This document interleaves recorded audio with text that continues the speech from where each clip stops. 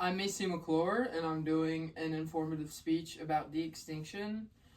Imagine seeing a woolly mammoth walk through the tundra in Siberia again, or seeing the passenger pigeon flying and cooing through the forest. What we once thought was impossible to bring extinct species back is now close to becoming a scientific fact called extinction, or de-extinction, sorry. De-extinction is the scientific process of bringing extinct species back to life, and it combines cutting-edge genetics with complex and ethical and ecological questions. The topic of extinction is learned all around the world at a young age, in which the most common extinct species we learn about are the dinosaurs, the mammoths, the dodo bird, and even the Tasmanian tiger. In multiple studies, scientists were able to conclude that DNA degrades over time, and just how long it lasts depend on the conditions at which it was found. So, under ideal conditions, DNA would last up to 6.8 million years, and after which all the bonds are officially broken and you can't extract DNA anymore. And in most conditions, DNA would not be readable after about 1.5 million years. So since dinosaurs went extinct around 65 million years ago, their DNA is no longer able to be extracted and used for de-extinction. But species like the mammoth or the dodo bird and the passenger pigeon, they're in the horizon for de-extinction practices. So now the logical question is, should we bring extinct species back?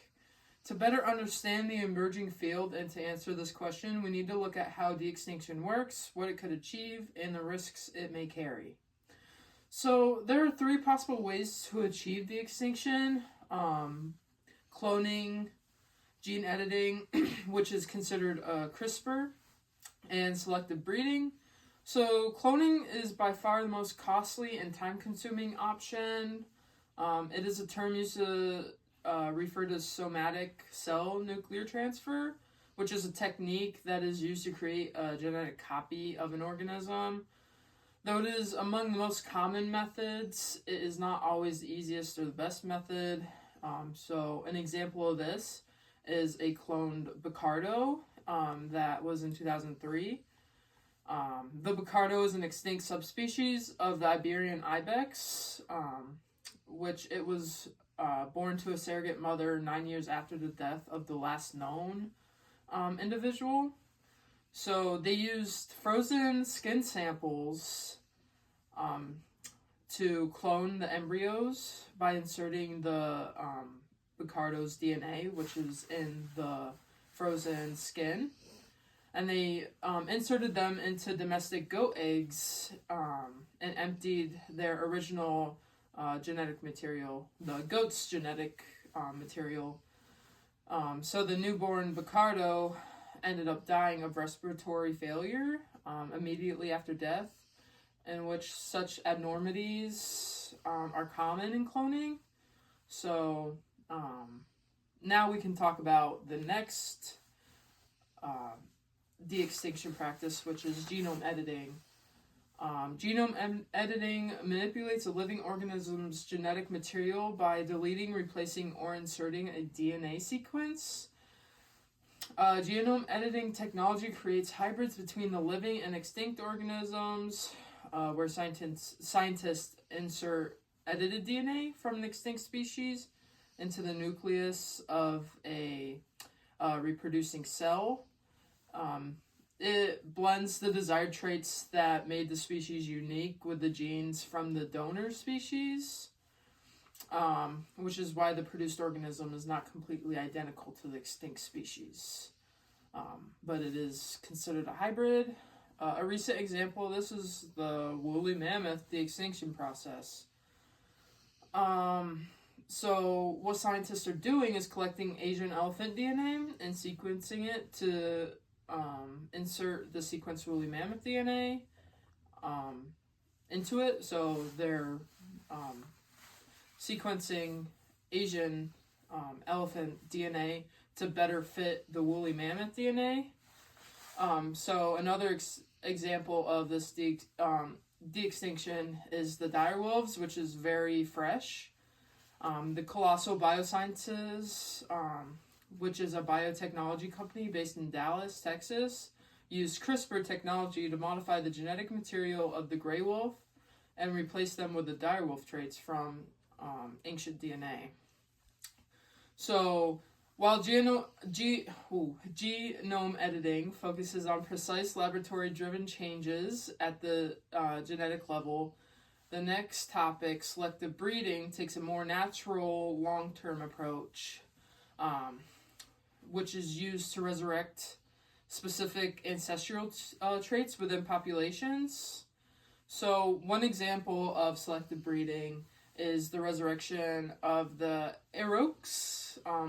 They're an ancestor of modern cattle.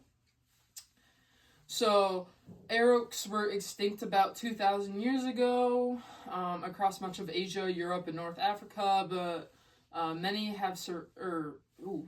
may have survived in isolated populations in Central Europe until the 17th century. From historical documents and ancient cave drawings, Aurochs were larger than today's cattle. They had forward-facing horns, and they had much of a lot more temperamental than modern cattle are.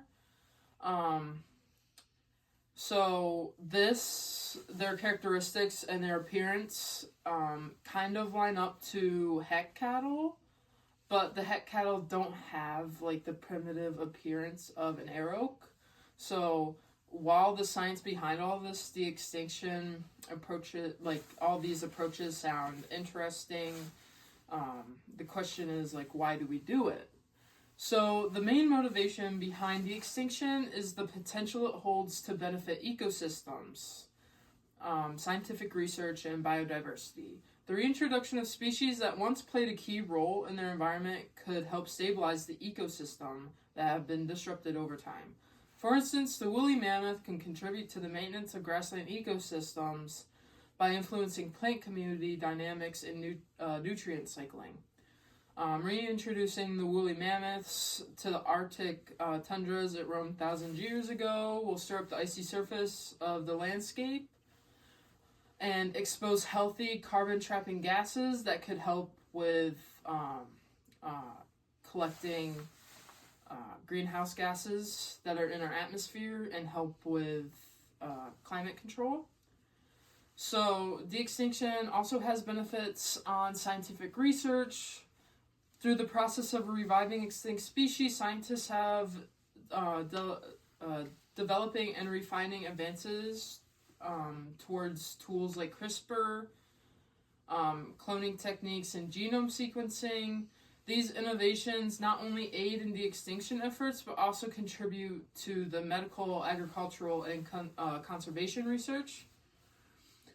De-extinction could also reintroduce other extinct native predators that were staple in maintaining a balanced biodiversity. An example of this is the thylacine, or the Tasmanian tiger, which was a top predator in Australia before its extinction in the 20th century. Its disappearance disrupted the ecological balance, potentially allowing invasive species like feral rabbits and cats and foxes to thrive, contributing to further native species decline. Australia has also had an influx of these feral rabbits, or they're considered invasive, since the extinction of thylacines.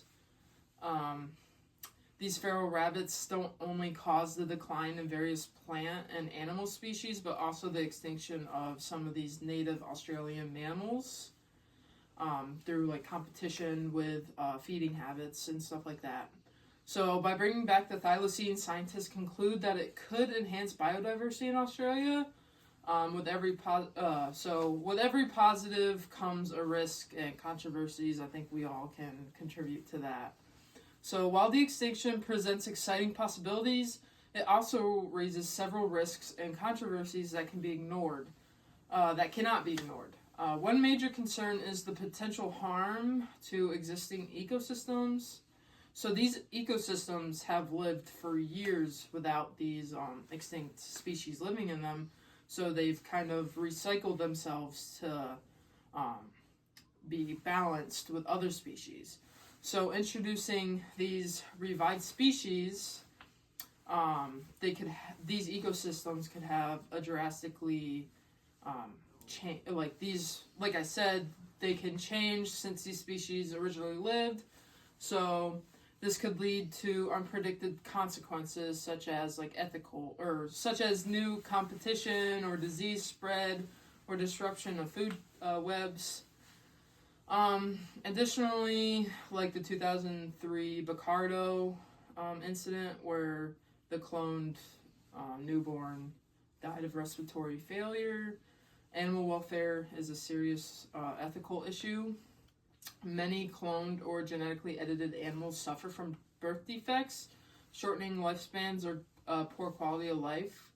So, bringing back species like the woolly mammoth raises concerns about placing cold-adapted animals into climates that may not suit their,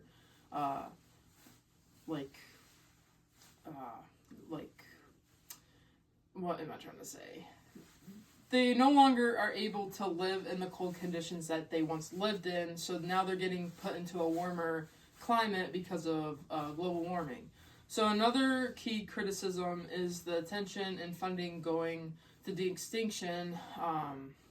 This might divert resources away from the now endangered species that still have a chance to survive.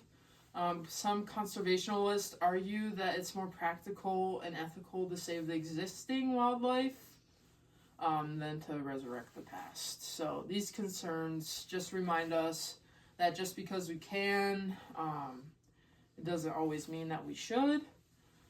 So to conclude the speech, de-extinction is a groundbreaking scientific pursuit that uses advanced genetic technologies like cloning, genome editing, and selective breeding to bring extinct species back to life.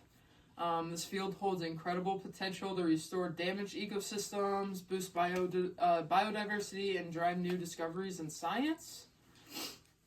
However, it also comes with the serious concerns that must be carefully considered.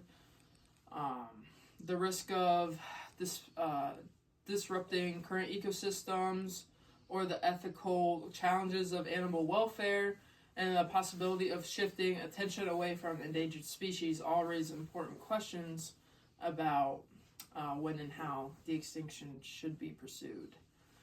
So, as we see all these advances in the scientific field, we must ask ourselves, just because we can, should we?